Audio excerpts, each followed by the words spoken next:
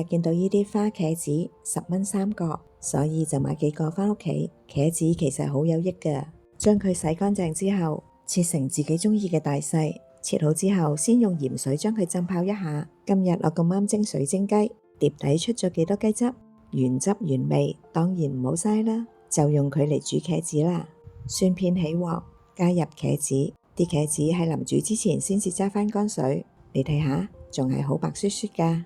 茄子好吸油同吸味㗎，所以加入呢啲雞汁就最好啦。分開幾次慢慢加入去，一邊加一邊炒勻佢，然後冚上個鑊蓋焗煮一陣間。煮到茄子稍為軟身，咁就可以調味啦。啱啱蒸雞嘅時候，我喺雞上面掃咗一啲鹽，所以啲雞汁都會有鹹味㗎。所以調味時要慢慢逐少加入去。我用咗少少糖、豉油、蠔油，最後用少少老抽增添顏色。